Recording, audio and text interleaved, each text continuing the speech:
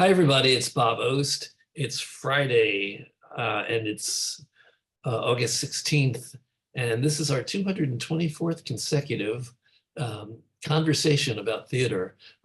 We've been doing this since April 17th, 2020. Originally, we opened up this Zoom room, this community gathering, because people didn't know what to do with themselves during shutdown. And it was a kind of a So we basically trying to be helping our community to get through in this period that was very weird and hard to deal with for so many of us.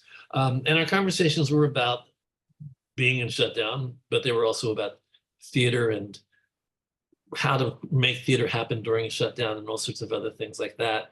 And eventually, as some of you must know, we came out of shutdown and we kept the room going because we had suddenly developed a global community of people that came and joined us on Fridays.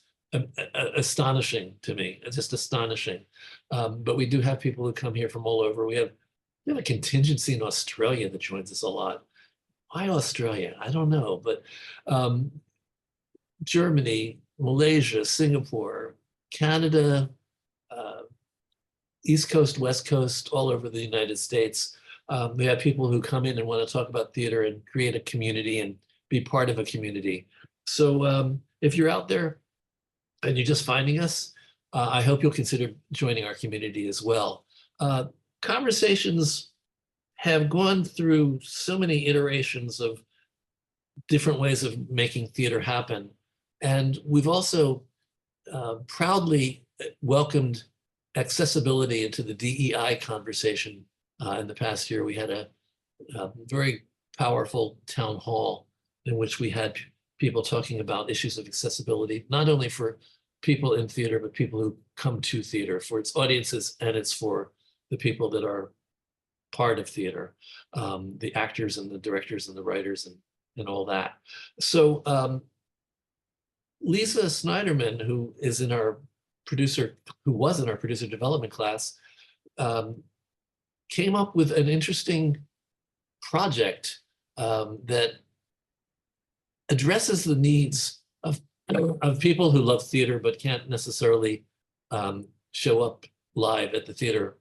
And how do we include them? Inclusivity is so much a part of our consciousness right now.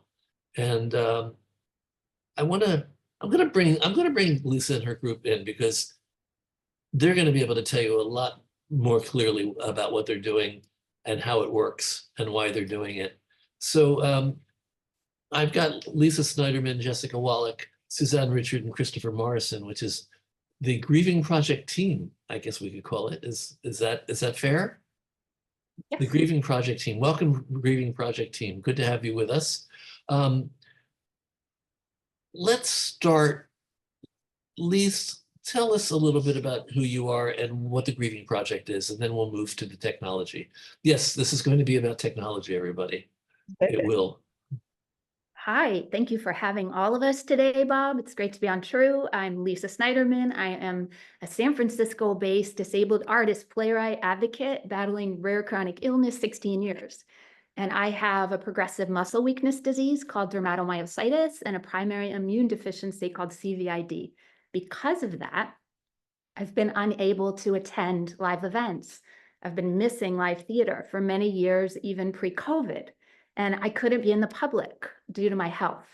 So I buried myself in my pop music, and I wrote these full young adult fantasy musicals on audiobooks that I adapted to stage plays. I kept so busy creating that I realized I had forgotten to grieve my illness. That was a big aha for me, right? So I created during the pandemic this spoken word musical audiobook called The Grieving Project. As you can see the title and the artwork here. There were so many dealing with the pandemic, so I wanted to empower people, and it wasn't just those grieving illness, but also any loss. And so over the next 4 years, I adapted the audiobook. I wrote and composed The Grieving Project, a 2-act multimedia musical blending spoken word and pop music. And the latest version is set in December 2019, just before the pandemic. And the show follows 4 disabled artists with big dreams who compete on Disabled's Got Talent in Indiana. And I base my protagonist on my journey with illness. When COVID threatens their competition, these artists have to pioneer a new virtual stage where the show must go on. And we watch them navigate mental health and relationships and illness and identity through these 14 stages of grieving and thriving that mirror the competition rounds. And it asks, when the rug is pulled out, just how far will we go to keep our dreams alive? My dream is to stage this show, and I can't be part of it live. So I ask, what would you do if you couldn't realize your own dream in person, right? And how far would you go to realize your dream? I dreamed up this idea of bringing live theater to those like me who can't attend. I mean, think about it. What is a live theater experience? And feel free to put in, a word or two that comes to mind, because I'd love to hear your ideas. For me, I'm driven to find ways to take the spectacle of theater, whether that's the visuals, the audio, the feel of being in community with others, and creating immersive experiences, accessible experiences for a virtual audience. In the Bay Area, where I'm from, San Francisco Bay Area, there are few disability-focused theaters and fewer of those that develop new musicals.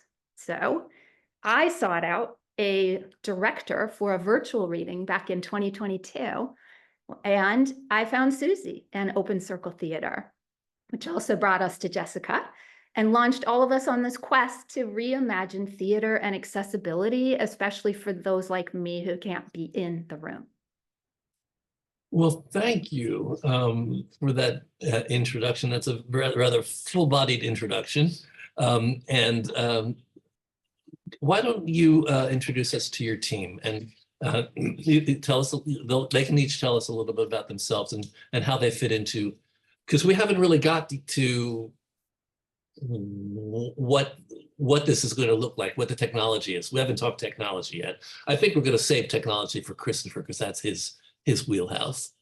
Yeah. But let's go to Susie. I'd love for her, since I sort of brought it all to her next. It'd be great if Susie can go and talk about it. Susie, sure. It's your turn. So I'm artistic director. I'm an actor, director, dancer. But I'm also artistic director of Open Circle Theater, which is Washington, D.C.'s first theater that promotes careers in the arts for people with disabilities. We're an integrated company. We are a company, not a theater. Lise came to me through this. Someone recommended her to me and other artists that I work with. She said, I need a director. And he went, I think I know who you need. That is indeed Susie, I'm gonna ask you, can you get a little closer to your mic? My mic is actually in my headphones. Are we having a problem? It's a little fuzzy. And I want people to be able to understand everything. Is that better? Oh my God, yes. Okay.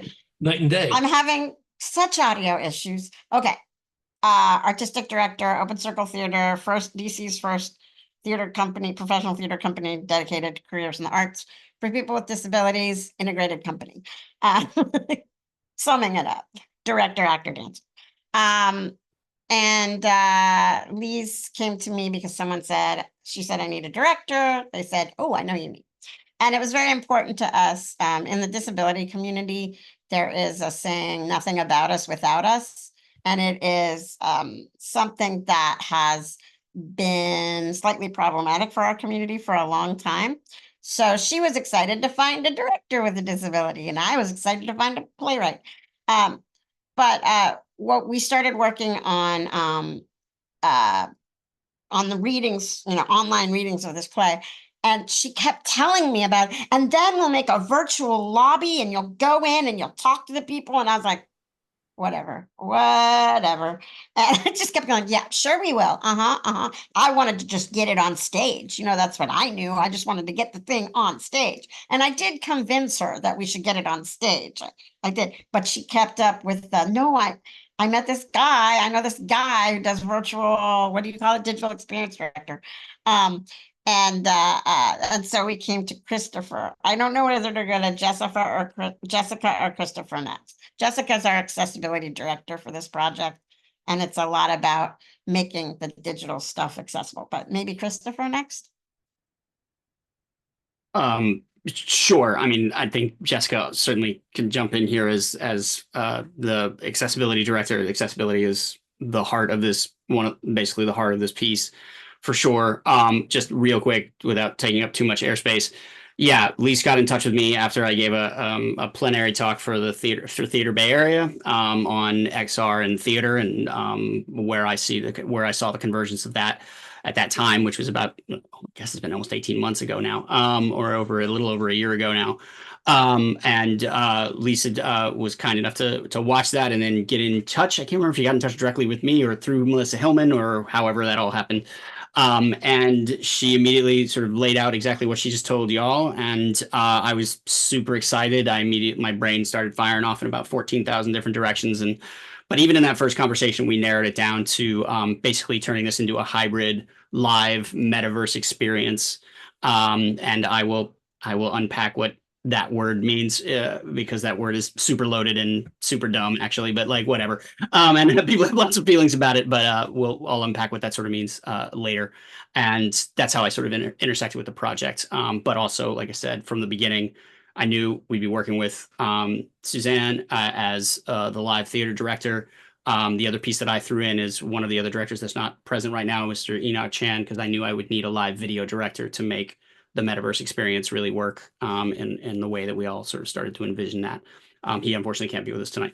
And on that note, I also knew I was going to work and learn an enormous amount from, well, everybody, but specifically from Jessica Wallach as the accessibility director. And toss it over to you, Jessica. So I'm Jessica Wallach. As everyone said, I'm the accessibility director. And as you see, this play became huge. And it is I interact and intersect with each part. I make sure that the onstage production meets the needs of the cast as well as the live audience. I make sure that our camera work is all accessible and that our virtual space is all accessible. And I work with Lise a bit on making sure that we're representing folks with disabilities the way we really want to be. So my hands are everywhere in this play. We really, really were able to center on accessibility, tell the story about people with disabilities, about actors with disabilities, and then really try to reimagine. So every person's body got thought about, whether you were in the theater or at home, whether you were part of staff or part of the audience, right? How do we make sure that everyone is able to be a part of the theater community? Okay, well, so let's start talking about what the technology is now. Did you want me to make you a co-host? Did you want to screen share anything? Yeah, I mean, are we there yet?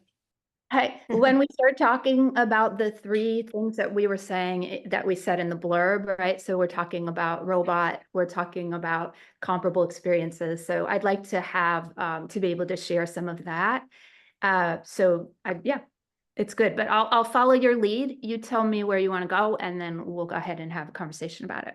Okay, so let's clarify some of this, because I think that I know I have a couple questions. I want to see if anybody so far in our audience has any questions about it. Jay, has anybody asked anything yet at this point? Because you're talking about it in broad strokes, and let's just say that I decide that I want to do a theater experience that is accessible for the handicapped community that cannot attend live. What do I have to do? How do I do that?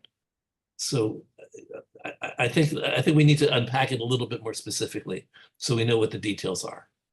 I also, Lisa, I know you've got there's a video that might help Yeah. specifically when we start talking about the show that I think will, because it's very easy to talk about and still completely not understand, if that makes any sense. I So think Lisa, if you seeing could will help. play with I'm it, there yeah. right now, so it makes perfect No, sense. I'm happy to do that. I'm going to play a shorter one. And then at the very end, we actually just finished a 6-minute version. So I'm going to wait on the 6-minute and show that at the very end. Okay. We'll get a little taster right now. Okay, so I made you a host, so you should be able to screen share. Great. Just let me do that. Share. Sound and video. Can you guys see this? Well, we see something. Yeah, exactly. I know, right? Let me just do it like this, full screen. There, can you see that? The Grieving Project experience. And now we see it. Yes, now it's playing. But there's something blocking it. There's something blocking it. Well, I don't know. There's a gray Yeah, panel. you've got some kind of breakup on the full screen there. Jessica. Please, what you need to do is hide all your controls. Yeah. And then it'll go away. It's this Zoom thing. Yeah, and that to me looked like your chat box. Yeah. All right, let's try this again. It's just pausing the screen share. I don't know why right now. We might have to come back to it. Let's talk about it and I'll see if I can go ahead and get the tech working. Haha, go ahead. Let's talk about it and I'll find it. Yeah, thank you. So again, Chris, what can you tell? Sure. Can you tell us what the actual technology is that you're Sure, incorporating into this? that this show used? Yeah, I mean, yeah, the question you asked about, like, how do you start doing an accessible? How do we piece do it? Yeah. How do you do it?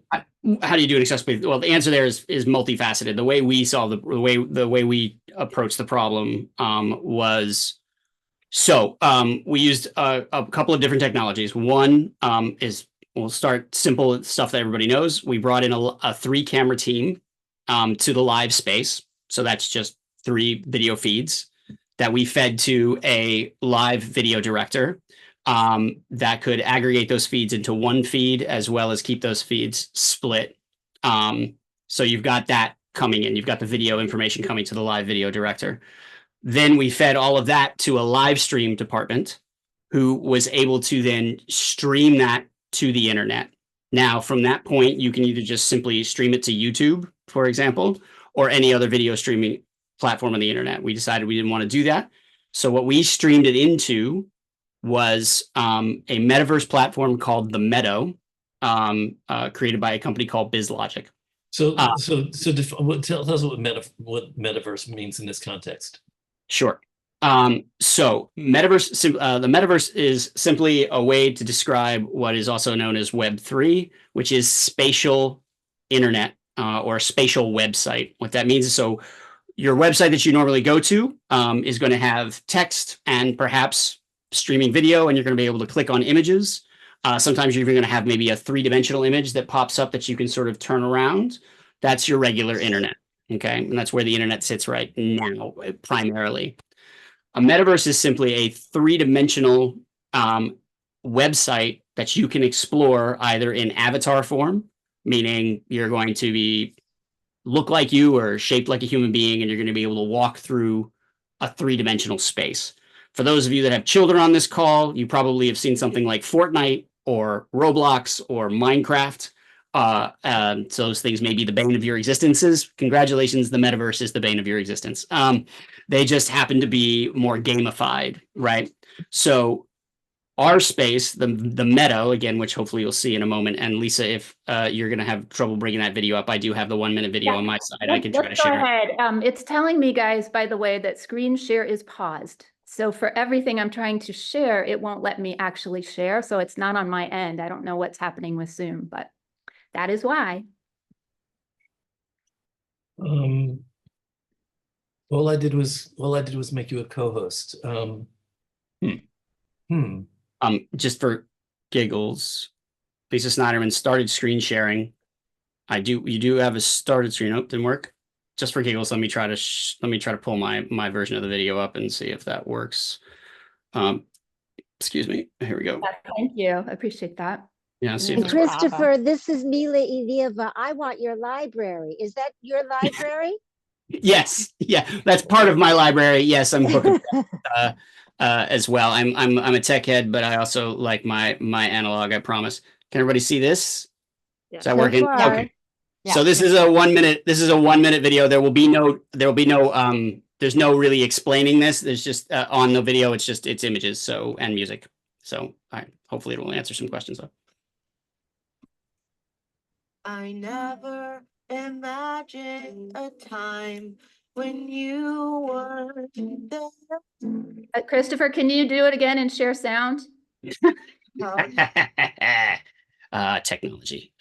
Sure. One moment, please. I was hearing sound. Oh, you were? Yeah, but you weren't Yeah, hearing but it was a little. Yeah, you're hearing it through my microphone, probably. Through the Yeah. microphone. Yeah.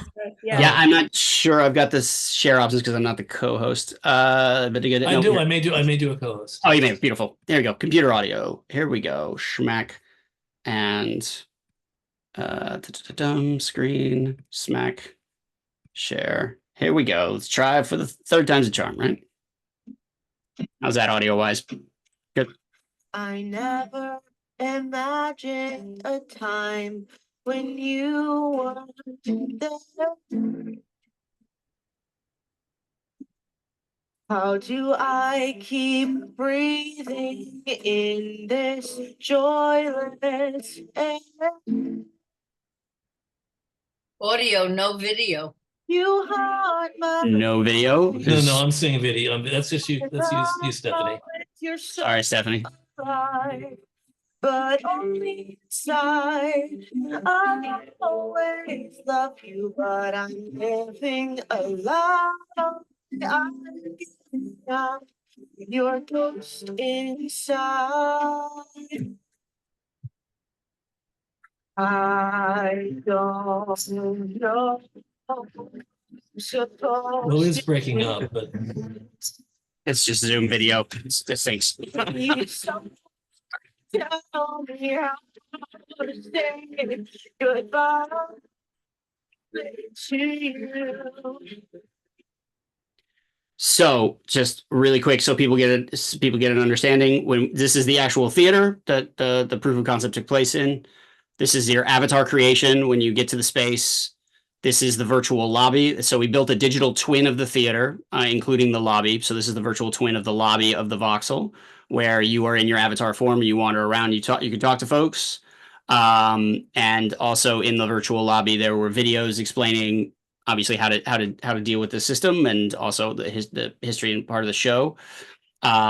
This is Lisa as a robot, I'm sure she will talk about the telepresence robot. So Lisa's actually the voxel is in Baltimore. Lisa's in San Francisco at the time.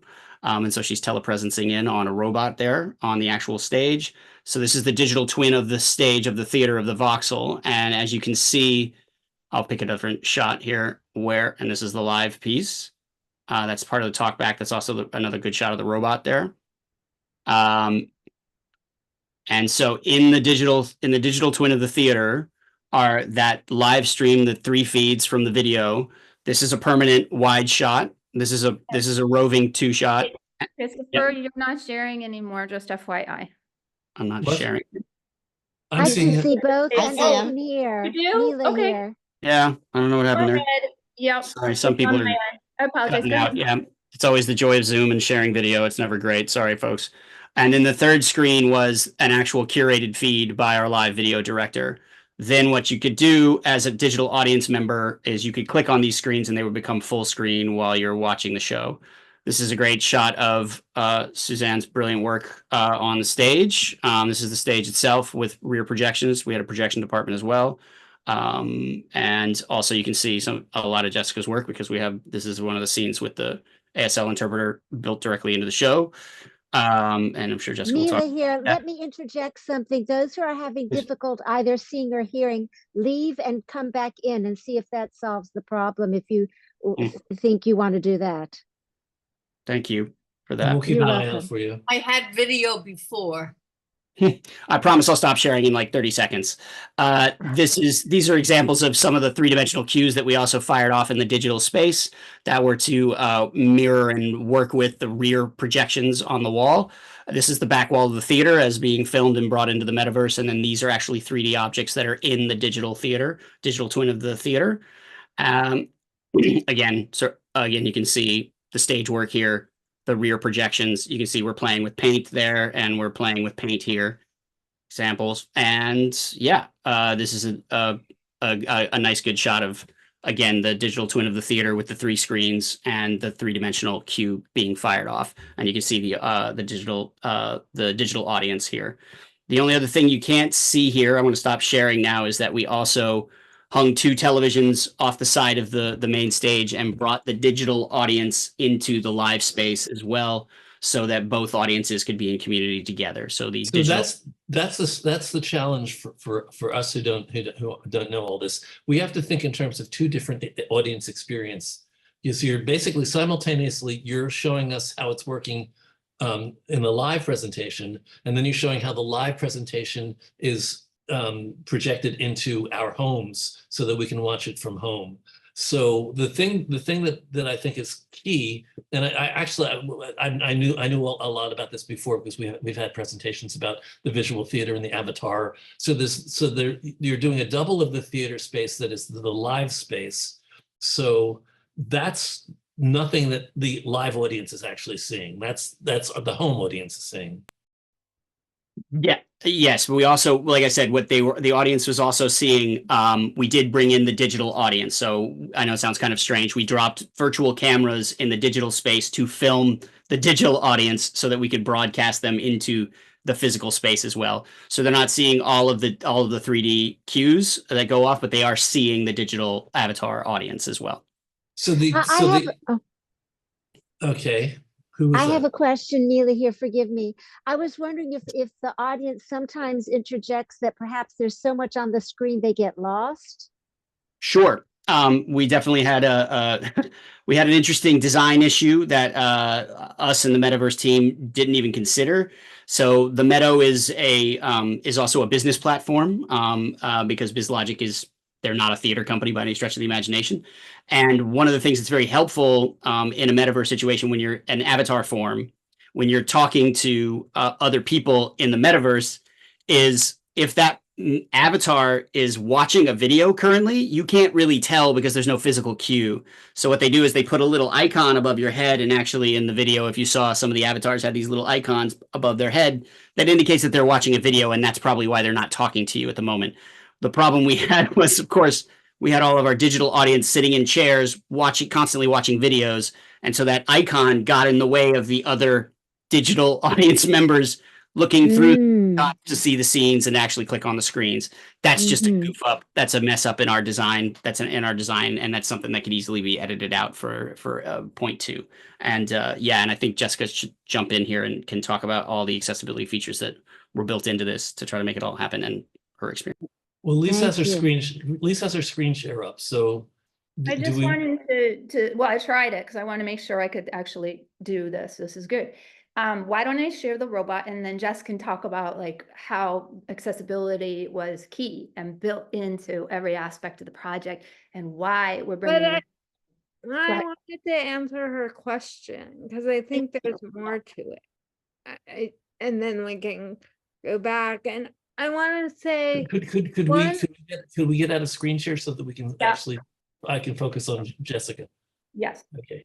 So one of the reasons we did this show the way we did is we were really concerned about people having the option to decide where they were going to look and how they were going to look, and how when you sit in a theater in real life, you have the option of where you buy your seat and then where you focus, right? Your eyes do all this hyper focusing stuff that you can really look at. So we had 3 different screens with 3 different views.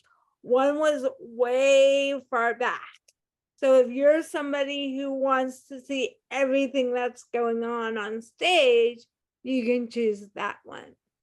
if you want an up close and personal view, we had that option. And then if you really kind of wanted a more cinematic view, you could go to this third screen, which went back and forth between all the cameras and was curated for you. And so this really got to this accessibility need of how much information you want when you are watching a show, which I think is a really big processing information piece for all of us, for many, many people. So that clears up something for me, because I saw the 3 different screens in the presentation you were doing, and I was wondering how that worked. How it works at home is that you're not watching 3 different screens. You get to choose the view that you want.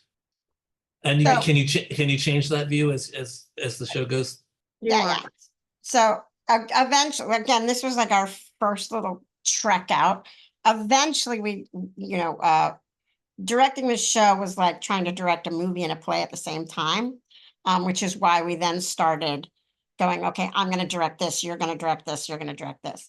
But eventually, we want to unify those visions so that, yes, the audience can come in, they can pick what screen they want to watch, they can come back out and pick another. But there are things that Christoper's doing in the digital theater that are very cool. And so there are times that we want to be able to pop everybody out of whatever screen they see so that they are then looking at the 3 screens and all of the 3D stuff that's going on and making their experience even more rich, or in a different way, rich than the online, than the in live theater. So we have those controls that we didn't use in this one, or we're hoping to develop those controls, I should say, because it's not we're not trying to make the same experience online as at home. We're trying to make comparable experiences so that the online audience is getting just as rich of a thing. That's the idea of being able to talk in the lobby to other people, online as well as, but eventually we'd actually like to be able to do it where the lobby audience could, interact with the online. We did have one laptop open and everybody was just watching people dance and, clap hands because people online were trying to figure that stuff out. But so that's where the digital controls, and I like to do this going back and forth. But anyway, I won't do that. Question: if I'm in the live audience, am I an avatar that is being seen by the people at home? You are when you're sitting in the audience or when they're looking at a screen of you in the lobby. We did put the live audience avatars on screens on either side of the stage. So the live audience is seeing the avatars once they're sitting in the stage, everyone's sitting together. So that the audiences can both be aware of each other. So I'm in the audience and I'm seeing the avatars. I can't interact with them, though, because I'm Not a yet. live, there's no way for me to interact with them. Right. So But everybody's live. Yeah. But so there are some differences in the live experiences from the home experience. So I just wanted to make sure that we're following that. Can I please. put this into context? Because what I had intended originally was, hey, we all introduce ourselves and then we talk about how the project came to be, but we haven't gotten there. So what I want to just say is the reason we're talking accessibility and reimagining theater is that when we looked at this, we thought about what does accessibility look like? What can it look like when we're talking about a hybrid experience? And so to put that into context, why the blurb says, well, what are we doing? We're trying to do these 3 things. We are trying to reimagine access through things like my participation as a playwright. I got to participate through Open Circle Theater in DC when I'm in California, and our digital designers in the UK, right? Like this idea of I can actually participate immersively with a robot. I'm going to share a video in a second. The other ways that we did that are by extending theater into a digital/virtual realm, right? And this is what we're talking about, all these ways that we're making comparable experiences so that people not only with disabilities and chronic illness, but those with, who may be elderly or may have geographic and economic issues, that, you know, the theater experience can be for all of the people. We had talked, Bob, a little bit about stay-at-home audiences, and I'm not, you know, saying, hey, we're intending for anybody who wants to stay at home. Like our, you know, our primary audience really are people who can't get to live theater, but we understand and recognize that there are going to, you know, making these experiences means that there can be at-home experiences as well. So I just want to put that all in context. Well, let me ask you something that I got out of some of what you presented. The fact that the home audience can actually choose the the visual that they want makes them participating. So it's to me, I see that as being empowering. So you're not just stuck watching something passively. You actually can do something so that you can focus in on a part of the stage, or you can go to the broad view, or you can go to the close up, or you could just trust the videographer who is just taking you on the journey that he chooses. So let me also bring in the comparison to live broadcast with multiple cameras, because I understand a little bit more about that. So in live broadcast with multiple cameras, what you have is you have a switcher, which is basically one of the technical people that makes the choices as you go along on what you're going to see from the stage. So do you have a switcher involved in your technology? Yes. Our Okay. director of photography acts as our switcher. And so he always has to keep accessibility in mind as he is switching. Right. So the first thing that I learned about working with multiple cameras for an experience, for a virtual experience, we didn't actually have live audiences when we did live broadcasts. We broadcasted the virtual audiences. The whole thing that made it better than watching a Zoom reading in frames was the fact that you have movement. Your cameras are able to move. You have a sense of movement. You have a sense of watching something that is more of a live performance. So in this case, you actually have a live performance with an audience. So that's like one step above what we were doing with live broadcast. Right, and we also it posed interesting conundrums in terms of accessibility, because I always weave sign languages into all open circle shows using deaf actors. And I wanted the camera angles to always be picking up whatever, because I make it a character, or I make it, you know, or like someone goes to a nightclub and there happens to be an interpreter there. Or, so I wanted always all of the cameras to be catching that interpreter, but it was running into the captions, because I was also putting captions on. So it became sensory overload. So we had to figure out how best to let the deaf audience access this experience the way they wanted to access it. So all of these things are what we are trying to make an amazing, you buy a ticket online too, and you come. This is not something like, oh, I bought it, I have 3 days to watch it, right? This is live as well for you online. And so Jessica had to sit there and figure out, we also had an audio describer, like how all of that started getting integrated in. Jessica. It's complicated. Jessica. So I think the key, what we're talking about, the difference between a broadcast and what we did is we were trying to break through the isolation. Isolation is a huge barrier to accessibility, right? And so there are ways that Zoom, what we're doing right now, is breaking through, but it's a little hard when you're doing Zoom theater, right? Just like making the camera move, you can do it, but it's hard. It's hard to break that isolation. And so what we did best is build a community so that people were watching not by themselves. Right. And So basically it's the virtual lobby is the virtual lobby. And then also when you were watching the show, you could see other avatars watching the show. So you might like have this big caption over someone's head and not be able to see, just like someone was wearing a big hat.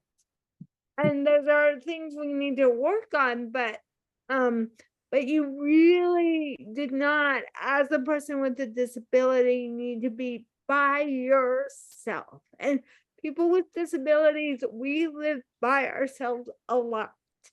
And so I think actually that's probably the biggest way we're accessible. Yeah, I'm glad you mentioned that. I think that's huge. That's huge. If I can chime in about, what one of the things that's very different for me about broadcast theater or something like a Fathom event that you go and see opera in the National Theater in a movie theater setting, and what we have is it's still a passive experience because you are only getting a feed, right? What we also wanted to make sure was happening was choice, right? An active audience. When you go and you sit in a theater to see a play, you can watch your shoes the whole time if you want, right? You have a choice. You can look wherever you want on stage. This is an XR question or a VR question we get all the time, particularly from film people and sometimes even from theater people, which is shocking to me, which is like, how can you let the audience choose where they look? And I'm like, theater's a 3,000-year-old art form where we tell you where to look all the time. And we give you the option to like talk to your buddy next to you, look at your shoes, or look at the spear carrier number 4 in the corner if you want, right? There's ways to do that. And that's also one of the key differences between film and theater. Film exactly. basically tells you where to look. Correct. Theater, the reason why 2 people never see the same show is because there's like 5 million pieces of information coming your way, and you're not seeing all of them. You're seeing whatever you're seeing. You're focusing on that character while somebody else happens to be focusing on the other character. It's something that fascinates me about theater versus film. The fact 100%. That no matter what a director does to try to focus your attention, you don't have control. No. The audience is going to look where the audience is going to look, and the audience is going to hear and interpret as they hear and interpret. It may not be the same as the person sitting next to them. How many times have we seen something where we've loved a show and at the end, the person next to you just turns to you and says, well, that was lousy. It's like, I loved it. What happened? Right.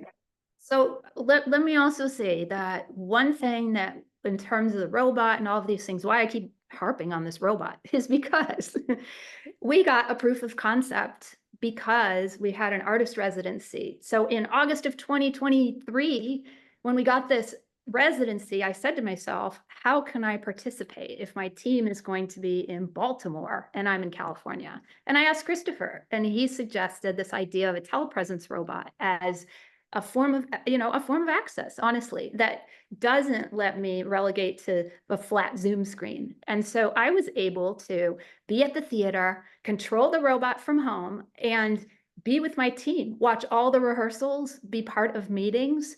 They even, took me beforehand to a gala where I was able to, to be part of the experience. For somebody like me living with illness, to be out in the public is a really big gift. So I just want to say that. And the other ways, right, that we're thinking about access is all the things that we ended up building into the project. So I do want to share the robot video very quickly. And I believe that I can do that. I'm sharing sound, I'm optimizing. And let's see if this will work. No, see, okay, I think what happens is every time I share, it is changing the Zoom screen. So that's the problem right now. It is giving me tech issues. Let's go on, and if I find that I can do it, I will go ahead and share. I apologize, but that's the way that this is working. Do you want me to share the video and pause on the telepresence robot so they can still have a visual? Yeah, do that. Yeah, this is that okay? Okay. Boom, boom, boom, boom. A moment, please. I think I closed it like an idiot. What's happening? Oh no, there it is. Okay, Zoom. Zoom meeting and share. What's the best picture of the robot? Oh, go back. Right there. It's a good one. Right there. Yeah, that's a good one.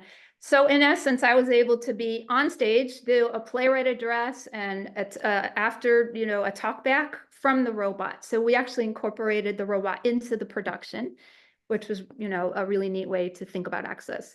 But I also want to just kind of spend time thinking about what the lessons learned were for us, right? Like what kinds of things we came away with to know that, oh, we still need to continue to work on this. Jessica. That's exactly where my head was going. So I'm gonna say the biggest place we all can work on accessibility is getting information out to people. That's right, I did that. Right? To tell people what to expect, how to show up, right? I think for us, we built all this tech and then we had to tell people how to use it.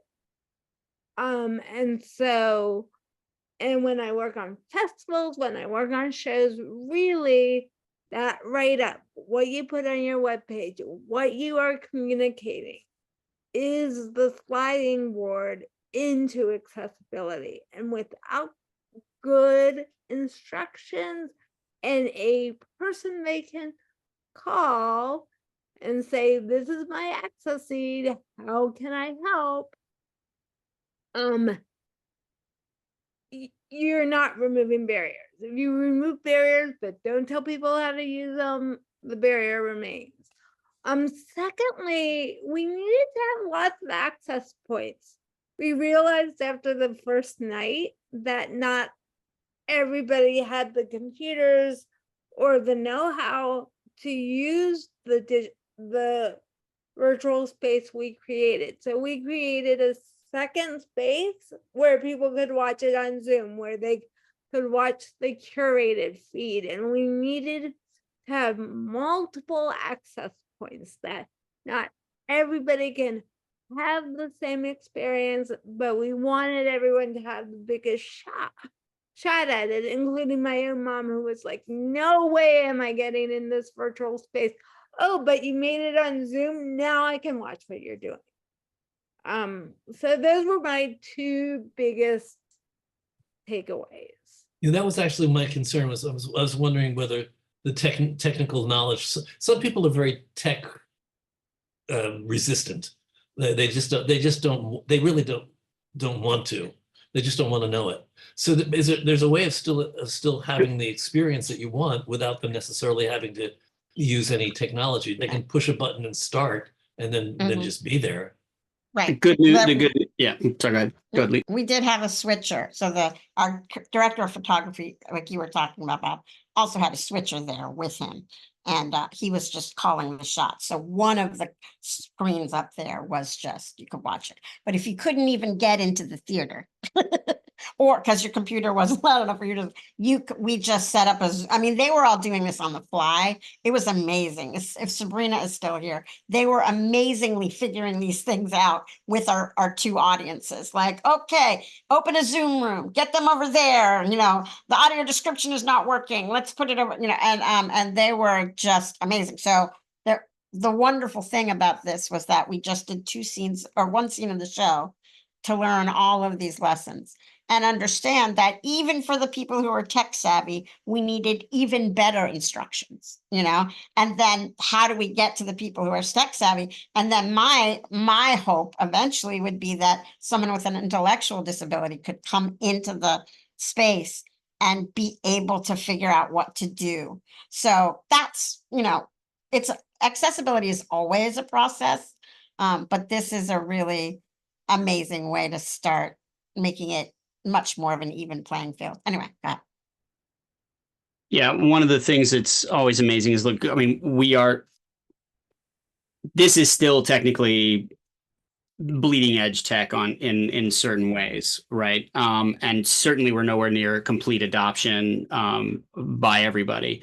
The good news is, though, this was all accessible by a website, right? So they didn't have to people don't have to download an app. It runs specifically in their browser. So if they have access to the internet, which is a problem for some people, of course, and they're used to sort of moving around, particularly in a game environment, there is that barrier for entry is a little bit lower.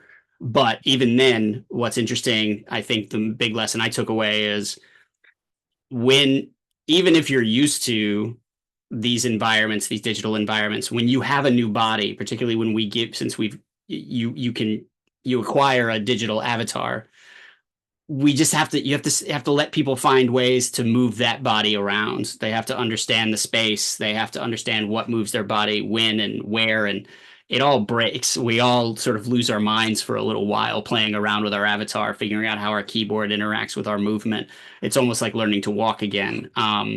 And how to interact. I think it's, hopefully fairly intuitive at some point, but we need to do better. We need to make sure that the environment isn't mouse based and that a screen reader can actually interact with the environment, but that's tech that is coming.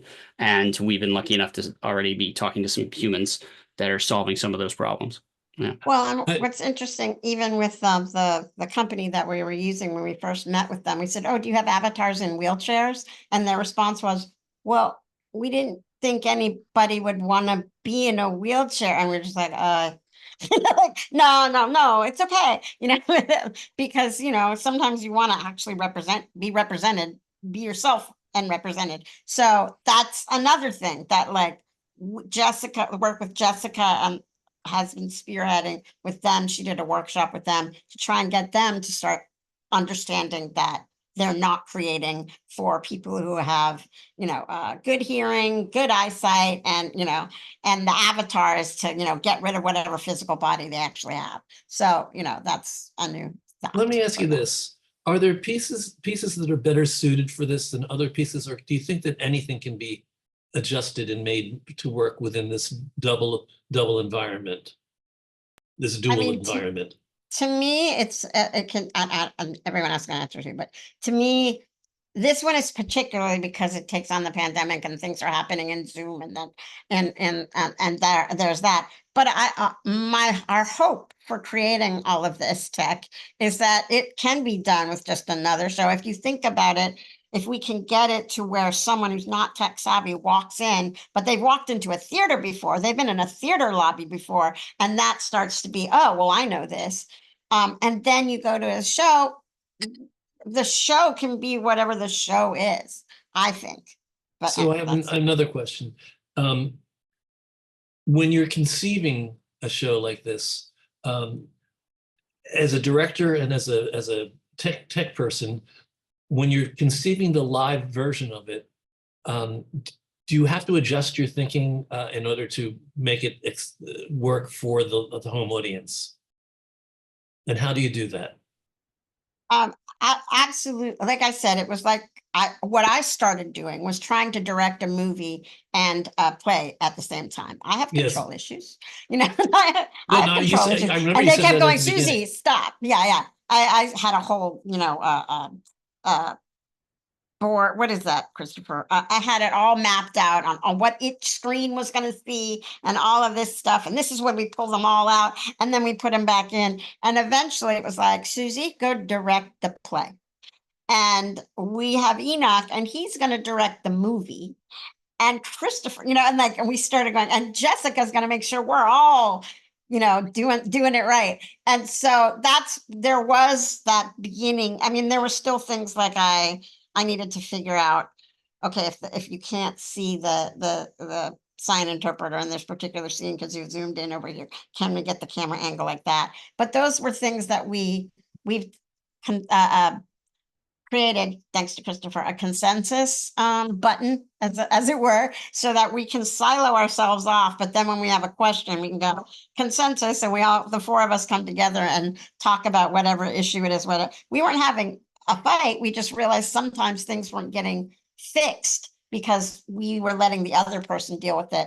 And so that we're trying to make ways that those four aspects come together, then we can go off and deal. So yeah, it's different than just creating a play. But eventually when I just stopped and directed a play, which I know how to do, worked great.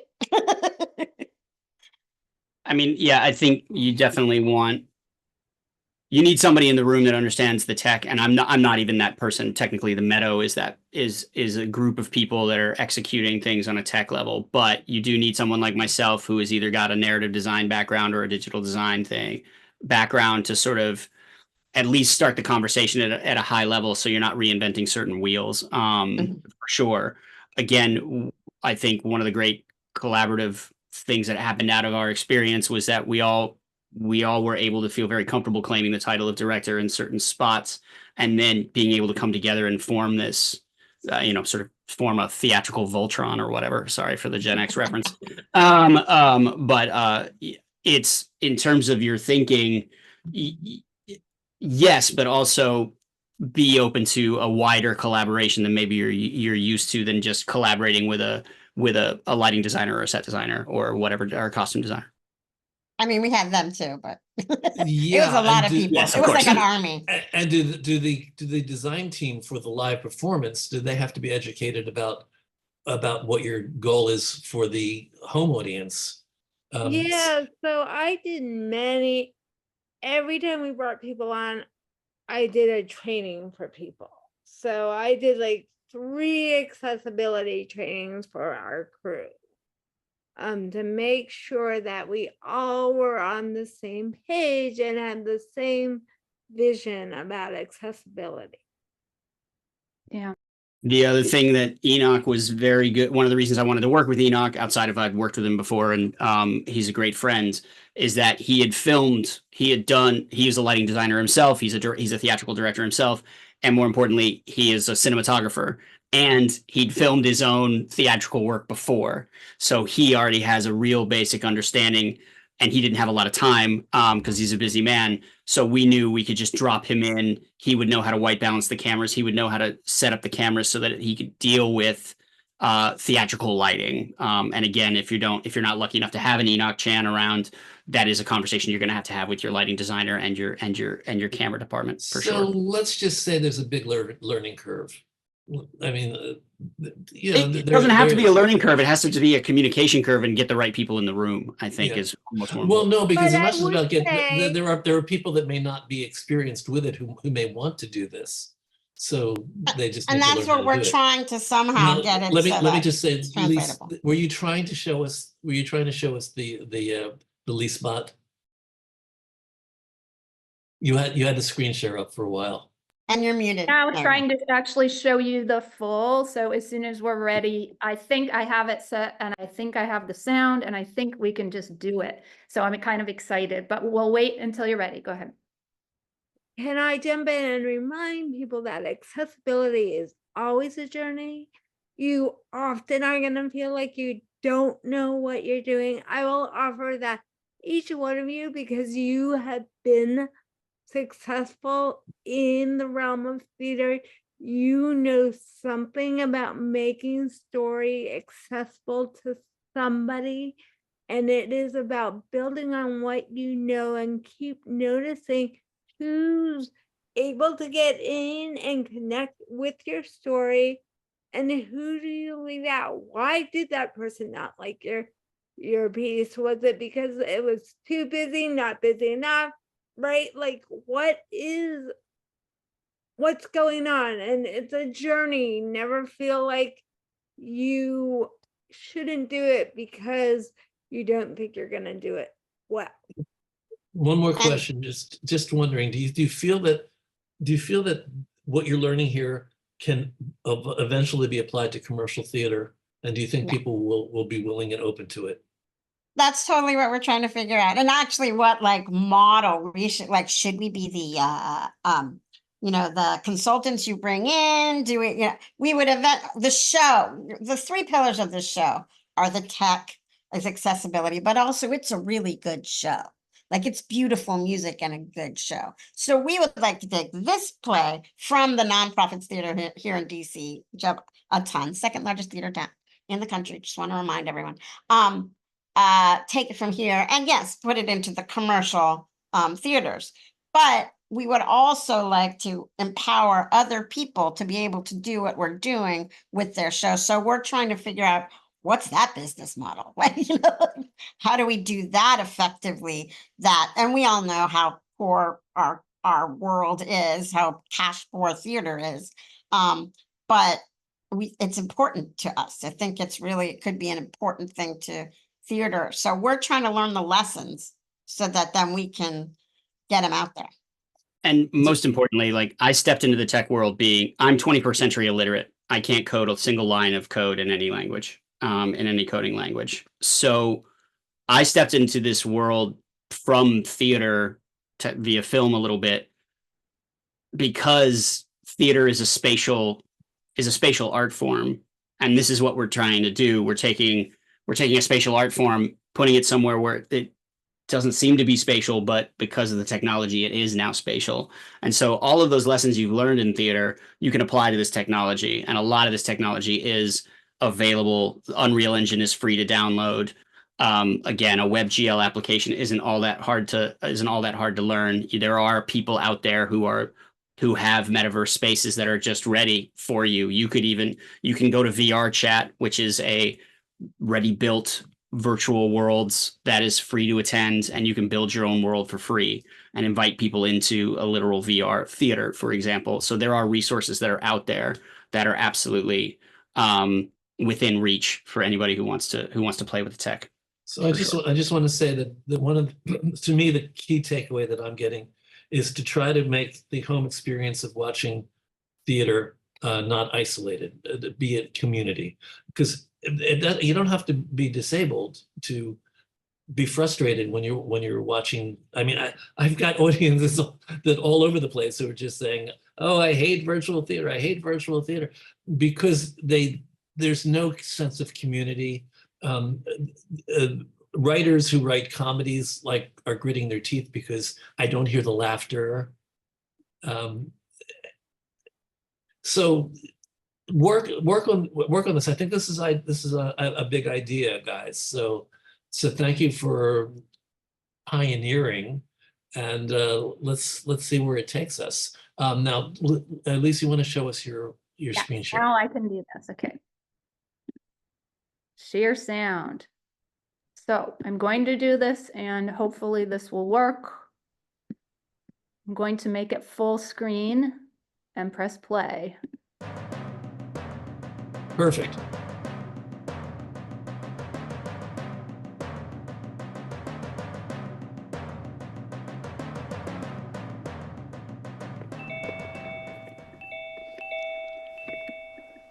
Hey everybody, check this out. What makes a live theater experience? I'm driven to find ways to take the spectacle of live theater, the visuals, the audio, and especially the feel of being in community with a live audience, and to create comparable, immersive, engaging experiences for a virtual audience. Extending theater experiences into the metaverse, where we meet and mix and talk to others as avatars in a virtual lobby, watching a show together with others, even hearing an immersive mix on my headphones of the music, having choices of how I want to experience the show by clicking on these 3 screens that I see, even seeing these 3D moments pop out in the virtual theater. All of this strongly resonates with this vision. Hi, I'm Lisa Sniderman. I'm a white woman with long brown, red, curly hair, and I'm the playwright and co-composer for the Grieving Project. This is a story of 4 artists, Lise, Danica, Charlie, and Brandon, each battling a different physical or mental illness or disability, who find their voices and learn to thrive in community as they compete for an arts competition during the 2020 pandemic, while navigating mental health, relationships, and grieving their transformation, loss of identity, and illness. Moments lost at appointments. My head is spinning. For 16 years, I've lived with rare chronic illness, and I kept so busy creating, I realized I had forgotten to grieve my illness. And I've also been home for years, missing and unable to attend live theater. And I had this vision of bringing live theater experience to those like me in community with others through hybrid stage performances, which sparked the Grieving Project. No, Charlie, you teach this stuff. So why am I here with this woo-woo fluff? Landscapes, street scenes, bright and bold themes. That's more my scene. I've had enough. It's unfamiliar. It feels strange. Hi, my name is Suzanne Richard, the theatrical director of the Grieving Project.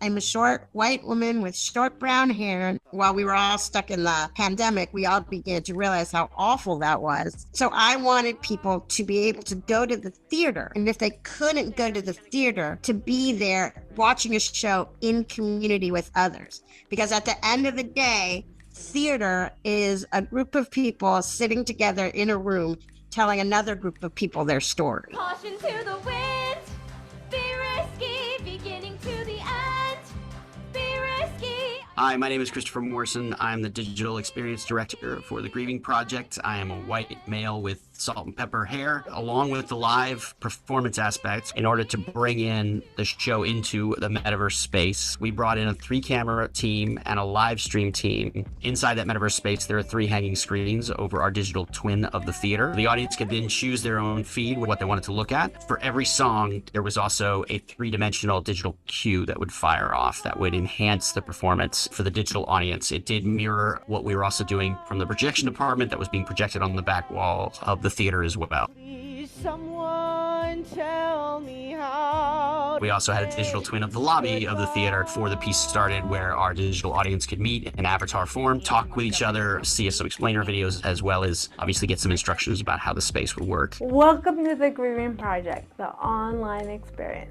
Hi, my name is Jessica Wallach, and I am the Accessibility Director of the Grieving Project. I am a woman with pinkish white skin. Accessibility weaves this show together. We want it to be a story that centers on people with disabilities, that showcases accessibility, whether it is our audio describer in the virtual reality or sign language interpretation that is built into the show. We want people to have multiple access points to experience this show. I'm not like you, Charlie. I don't need to process all this illness stuff to death. I mean, I wrote a book about it. Isn't that enough?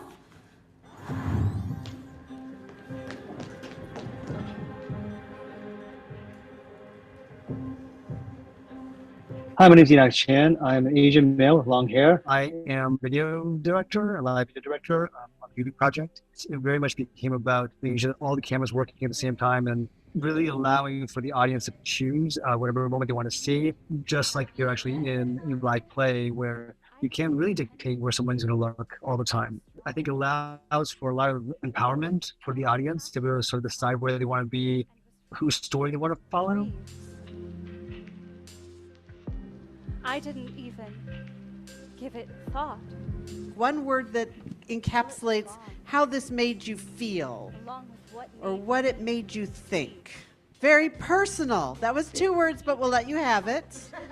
Engaging, immersive. For those of us who can't go see big shows like Water for Elephants and The Outsiders and Hell's Kitchen, it's important that we too have engaging, immersive theater experiences beyond Broadway on demand.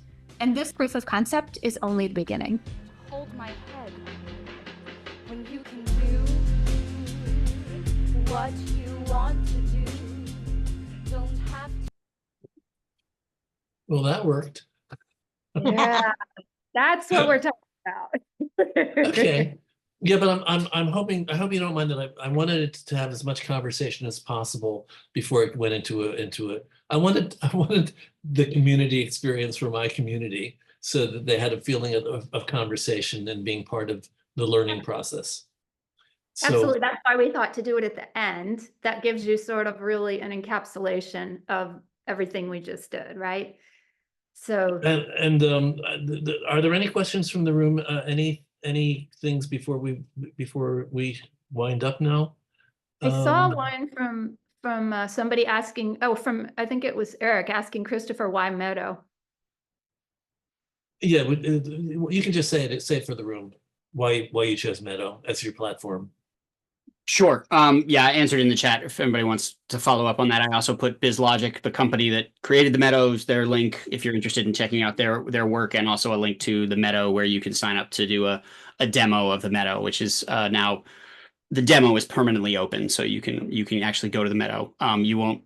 Oh, you can actually visit the digital twin of the voxel now as well. That's permanently open in their demo. Frankly, number one, I knew I'd worked with that company before on a different previous metaverse experience. Two, they had focused on bringing a live audience into their metaverse platform before through a video feed, and then also, of course, they were anxious to. They had I think they have one of the best avatar creation outside of the very glaringly obvious problem of not having the disability representation, but they are far along on customizing human shaped avatars, which was important and great. With legs. Well, yes, they have legs. It's a full body experience. Yeah, it's not a Facebook, although Facebook has legs now. But whatever. Yeah, full body avatar. And you can change your hair, your skin color, your height, your body shape, everything else. Again, we are working with them on and trying to convince them to work on more disability representation in terms of their avatars. Not to make excuses for them, but it is slightly more difficult to deal with what essentially are props in that world, but we're working with them on it. So yeah, that was the choices. That was the choice.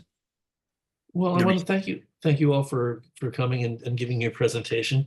You don't have to leave. We tend to hang out in breakout rooms if you want to stay and talk to people some more. But I'm going to go and do my end speech for YouTube and thank everybody for being here today. Thanks for the community that joins me every week.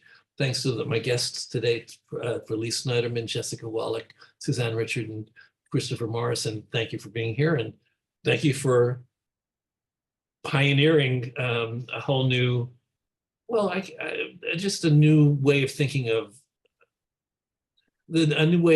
things for us. Because I'm not sure that all of us think in the terms that you're used to now. By default, the terms that you're used to thinking. I'm very happy to be involved in making people much more aware of the issues and needs of the disabled community. And we will continue to explore that and share that with people. If you're out there and you just discovered us, and if you like what we do, and if you like the idea that every week you're going to be able to meet interesting people who have things that they're doing in theater, of all sorts of things that they're doing in theater, you can email me and ask to be put on the list, and I'll email you every week. I can make that happen. Yes, I can. Email trunltd@aol.com, trunltd@aol.com, and put Zoom me in the headline so that I'll know to put you on the Zoom list and invite you every week. Next week, we're interviewing one of the heroes of theater, a guy and a friend of mine named Tom Viola, who has been the executive director of Broadway Cares Equity Fights AIDS for the last, I think it's 26 years or longer, and he's retiring now. And I'm going to talk to him about what he's been doing for a long time, and why he does it, and why service in the arts can be as fulfilling as being creative in the arts. Weeks to come, we have Norbert Rakowski, who is the head of the Polish theater, the Opol Theater in Poland, and he also is the vice president of the European Theater Convention, and we're going to talk to him about the European theater scene. We're going to be talking about the Philadelphia scene in a couple of weeks with my guests, Barbara Bellman, and Music Collab, they call it, Music Collab, all sorts of things. And coming up in September, Tanya Pinkins. We're going to interview Tanya Pinkins. So be part of us, join us. We do this as a community service. From at the beginning, it was always a community service, and it was always pay what you can. So we didn't really require that anybody paid anything to come in and just be part of this community. We now have needs. Now we're in a live world again, and we have bills to pay and venues to buy and all sorts of things to rent and all sorts of things. So if you want to help us, go to trudonate.com, trudonate.com, and give us a donation. Or when you come to join us in the room, do it at the ticketed price of $10 or more. We're always going to be offering this as a free option for you. So it's up to you. If you feel like you want to support what we do, we'd appreciate it. That's it. I'll see you in the weeks to come. Thank you.